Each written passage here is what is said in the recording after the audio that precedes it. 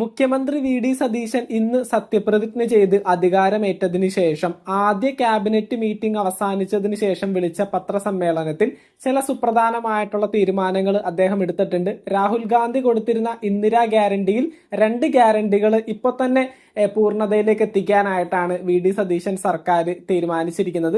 ഈ ഒരു ഗ്യാരണ്ടി എന്ന് പറയുന്നത് ആദ്യം തന്നെ ഈ പറയുന്ന സ്ത്രീകൾക്ക് KSRTC ബസ്സുകളിൽ സൗജന്യമായിട്ട് സഞ്ചരിക്കാനായിട്ടുള്ള അവകാശം അടുത്ത മാസം ജൂൺ 15-ാം തീയതി തൊട്ട് സ്റ്റാർട്ട് ചെയ്യും എന്നുള്ളൊരു കാര്യം ഇപ്പൊ വി ഡി സതീശൻ നേരിട്ട് തന്നെ ഈ ഒരു പത്രസമ്മേളനത്തിൽ അറിയിച്ചിട്ടുണ്ട്.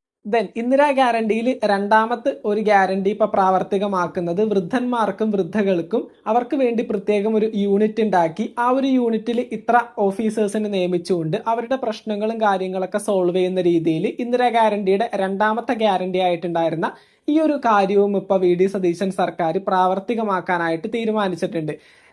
അതുപോലെ തന്നെ ഈ പറയുന്ന ഫസ്റ്റത്തെ തന്നെ ആ ഒരു മീറ്റിംഗിൽ ക്യാബിനറ്റ് മീറ്റിംഗിന് ശേഷം വിളിച്ചു വരുത്തിയ ഫസ്റ്റത്തെ ആ ഒരു പത്രസമ്മേളനത്തിൽ തന്നെ വി ഡി സതീശൻ പറഞ്ഞിരുന്ന ഒരു കാര്യമാണ് ആശാവർക്കർമാരുടെ കാര്യം. അദ്ദേഹം ഈ പറയുന്ന ക്യാബിനറ്റിൽ ഒത്തിരി പ്രാവശ്യം LDF സർക്കാർ അധികാരത്തിൽ ഇരുന്നിരുന്ന സമയത്ത് അദ്ദേഹം അവതരിപ്പിച്ചിട്ടുള്ള ഒരു കാര്യമാണ് ആശാവർക്കർമാരുടെ ശമ്പളം 9,000 രൂപയിൽ നിന്നും 12,000 രൂപയാക്കി അദ്ദേഹം ഇപ്പൊ കൂട്ടിയിട്ടുണ്ട്. അതായത് ആശാവർക്കർമാർ ഒന്നിച്ച് സമരം ചെയ്ത സാഹചര്യത്തിൽ ഈ ഒരു സമരപ്പന്തലിൽ അന്നത്തെ പ്രതിപക്ഷ നേതാവായിട്ടുണ്ടായിരുന്ന വി ഡി സതീശൻ പോവുകയും അവരുടെ പ്രശ്നങ്ങൾ പൂർണ്ണമായിട്ടും മനസ്സിലാക്കുകയും ചെയ്തിട്ടുണ്ടായിരുന്നു.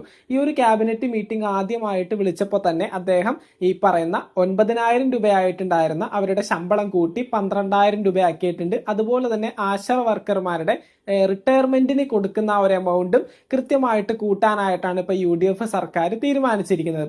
അതുപോലെ തന്നെ മറ്റൊരു കാര്യം കൂടി ഇതിനോടൊപ്പം കൂട്ടിച്ചേർത്തിട്ടുണ്ടായിരുന്നു. അംഗനവാടിയിൽ ജോലി ചെയ്യുന്ന വ്യക്തികളുടെ സാലറിയിൽ നിന്ന് 1,000 രൂപ കൂട്ടിയിട്ടുണ്ട്. അതായത് അംഗനവാടി ജീവനക്കാർ ഒത്തിരി പേര് പ്രതിപക്ഷ നേതാവായിട്ടുണ്ടായിരുന്ന സമയത്ത് വി ഡി സതീശനോട് ഈ ഒരു കാര്യം അറിയിച്ചിട്ടുണ്ടായിരുന്നു. അപ്പൊ അതിനോടനുബന്ധിച്ചുകൊണ്ട് ആദ്യ ഘട്ടം എന്നുള്ള രീതിയിൽ അംഗനവാടി ടീച്ചേഴ്സിനും അംഗനവാടിയിൽ ജോലിക്ക് നിൽക്കുന്ന ആയമാർക്കും ഇവർക്ക് 2 പേർക്കും 1,000 രൂപ വീതം ഇവരുടെ ശമ്പളത്തിൽ നിന്ന് കൂട്ടിയിട്ടുണ്ട്. അപ്പോൾ ഇത്രയും കാര്യങ്ങളാണ് ഫസ്റ്റത്തെ ക്യാബിനറ്റ് മീറ്റിംഗിൽ തീരുമാനമായിട്ടുള്ളത്.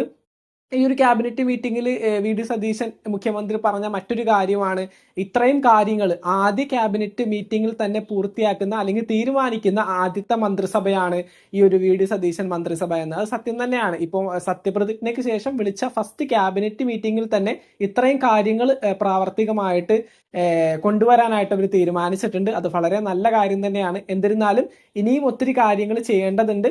ഇന്ദിരാ ഗ്യാരണ്ടിയിൽ തന്നെ ബാക്കി വരുന്ന 3 ഗ്യാരണ്ടികൾ അവർക്ക് പ്രാവർത്തികമാക്കാനുണ്ട്. അപ്പൊ സാമ്പത്തികമായിട്ട് കേരളത്തിനെ മുന്നോക്കം കൊണ്ടുവരാനായിട്ട് വി ഡി സതീശൻ ചില പ്ലാനുകളും ആ ഒരു പത്രസമ്മേളനത്തിൽ പറഞ്ഞിട്ടുണ്ടായിരുന്നു.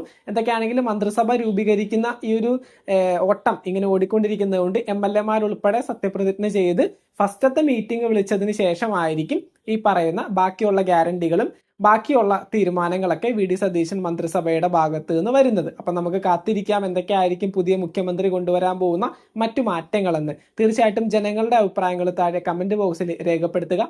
മറ്റൊരു വീഡിയോ ആയിട്ട് നമുക്ക് വീണ്ടും കാണാം. താങ്ക്